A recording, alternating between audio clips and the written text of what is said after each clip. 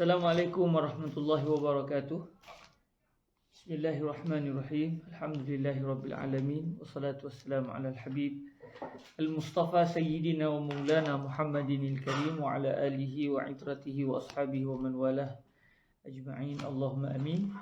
Amma ba'd. Alhamdulillah, kita bersyukur pada Allah Subhanahu wa taala dapat kita bertemu pada petang ini untuk kita menyambung pembacaan Sahih Al-Imam Al-Bukhari. Dan saya mohon kemaafan kerana saya kebetulannya dalam perjalanan tadi, jadi kita terlewat beberapa minit. Kita terlewat 3 minit daripada yang sepatutnya. Ala kulli hal, kita teruskan majlis pembacaan Sahih Al-Bukhari kita. Dan saya juga mohon kemaafan semalam saya tidak dapat mengadakan majlis Sahih Bukhari. Kebetulannya ada sedikit kemalangan. Ala kulli hal, moga-moga Allah Ta'ala memudahkan segala urusan kita semua biiznillah Subhanahu wa ta'ala. Allahumma amin. Dan kita masih lagi dalam majlis pembacaan hadis Bukhari, iaitu hadis yang ketiga. Kita berada di hadis yang ketiga biiznillah Subhanahu wa ta'ala. Dan sebagai orang kata apa, sebagai barakah ni, kita baca sedikit hadis yang ketiga ni. Hadis yang panjang, kita baca sedikit mukaddimahnya. Walaupun tidak dapat membaca hadis secara penuh kerana ia panjang, tapi kita baca untuk setakat yang kita nak ulang kaji pada hari ini. Bismillahirrahmanirrahim. Qala sayyidina Imam Al-Bukhari radhiyallahu anhu wa ardahu nafa'ana Allah bi ulumihi wa ulumi masyayikhi wa talamizatihi wa qurra'is sahihi wa sa'iri musannafatihi wa syurrahiha. Allahumma amin. Bi sanadina ilaihi babun haddatsana Yahya bin Bukairin qala haddatsana الليث عن عقيل عن ابن شهاب عن عروة بن الزبير عن عائشة رضي الله عنها أم المؤمنين أنها قالت أول ما بدأ به رسول الله صلى الله عليه وآله وسلم من الوحي الرؤيا الصالحة في النوم فكان لا يرى رؤيا إلا جاءت مثل فلق الصبح. Jadi semalam kita telah mempelajari tentang siapakah sebelumnya, sehari sebelumnya. Kemarinlah kita telah meneliti siapakah dia Yahya ibnu Bukair, guru langsung kepada Al-Imam Al-Bukhari radhiyallahu anhu, yang Imam Al-Bukhari meriwayatkan hadis ini daripada guru beliau yang bernama Yahya bin Bukair. Dan telah kita bincangkan sebenarnya bukan Yahya bin Bukair, tetapi Yahya bin Abdullah bin Bukair. Namun ini tidak dianggap sebagai satu kesilapan, kerana memang orang Arab kadang-kadang membinkan anak mereka atau membinkan seseorang kepada datuk atau moyang. Contohnya, sekiranya datuk dan moyang itu lebih terkenal berbanding dengan ayah sendiri. Contoh macam Al-Imam Ahmad. Beliau bernama Ahmad bin Muhammad bin Hanbal, tetapi akhirnya dikenali dengan nama Ahmad bin Hanbal.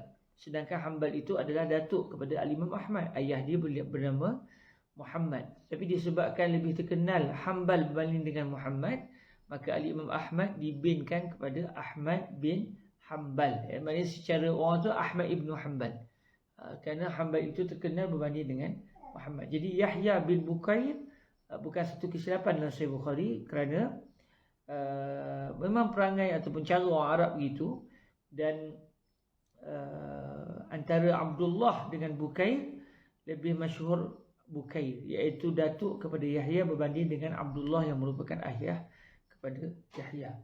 Lalu kata Al-Imam Yahya bin Bukair, atau yang sebetulnya Yahya ibnu Abdullah ibni Bukair, guru kepada Al-Imam Al-Bukhari. Kata beliau, haddatsana, qala haddatsana Al-Laythu. Kata Yahya ibnu Bukair, saya telah diberitahu akan hadis ini, kami telah diberitahu tentang hadis ini oleh Al-Layth. Jadi Al-Layth ini adalah seorang ulama terkenal di Mesir, sehingga dianggap sebagai faqihu Misra, orang faqih, ulama fiqh besar di negara Mesir. Yang nama beliau adalah Al-Layth ibnu Sa'd ibni Abdul Rahman. Dan beliau ini termasuk dalam kategori tabi' at-tabi'in. Al-Imam Asy-Syafi'i radhiyallahu ta'ala anhu sangat ingin bertemu dengan Al-Imam Al-Layth, tetapi ditakdirkan ketika Al-Imam Asy-Syafi'i sampai ke Mesir, Al-Imam Al-Layth sudah meninggal dunia, dan tak sempat berlaku pertemuan di antara Al-Imam Asy-Syafi'i dan juga Al-Imam Al-Layth. Dan Al-Imam Al-Layth ini, beliau termasuk dalam kategori tabi'in macam saya sebut tadi.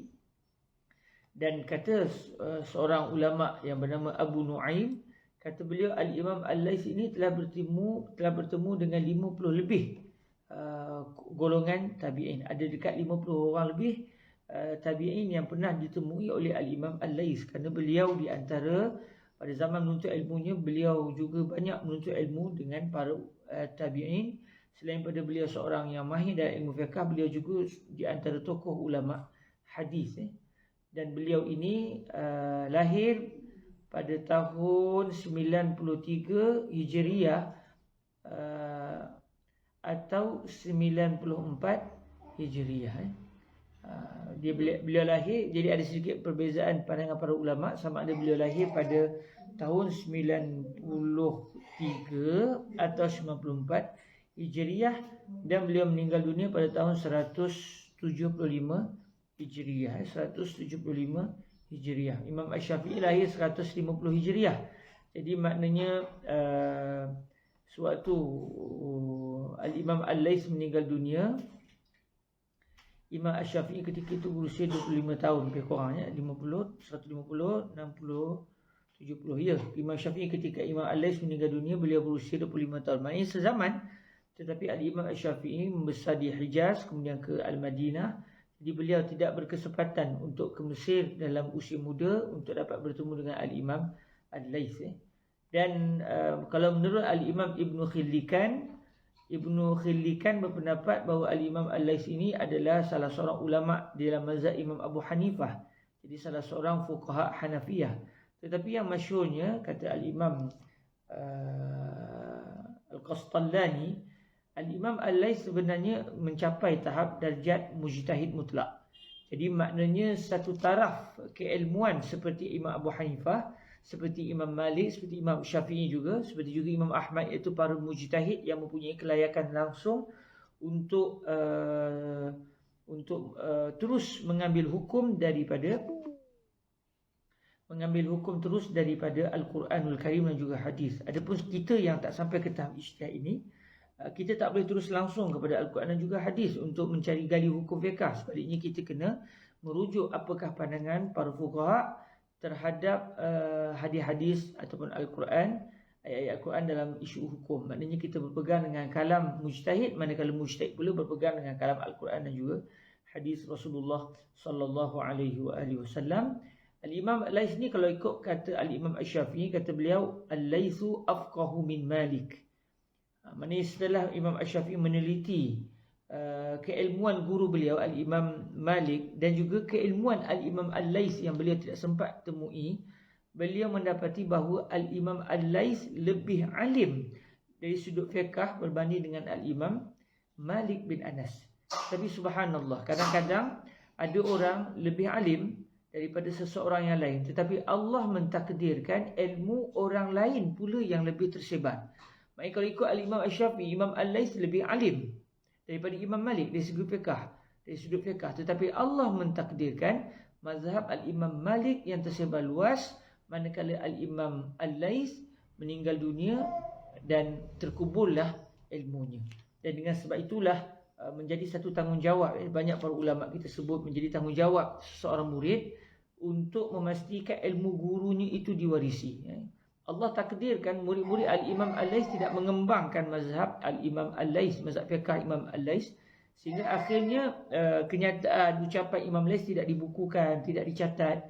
Dan akhirnya apabila Al-Imam Al-Laits meninggal dunia, bukan hanya beliau saja yang dikebumikan, tetapi ilmu yang ada dalam dada beliau juga dikebumikan, kerana tidak disampaikan, tidak disebarluaskan oleh murid-murid beliau. Tapi ala kulli hal, itu semua hikmah daripada Allah Subhanahu Wa Taala. Mengapa Allah mentakdirkan mazhab Imam Laits tidak tersebar, mengapa Imam Malik pula mazhabnya lebih tersebar, sedangkan dari segi kealiman Imam Al-Laits lebih alim daripada Imam Malik. Itu semua adalah di dalam rahsia ilmu Allah Subhanahu Wa Taala. Allah berkehendak apa yang Dia kehendaki, dan Allah melakukan apa yang Dia ingin lakukan. Jadi Al-Imam Al-Laits lebih alim daripada Imam Malik, tetapi Allah mentakdirkan ilmu fiqh Imam Malik lebih tersebar berbanding dengan Al-Imam Al-Laits. Dan insya-Allah besok kita akan lihat pula murid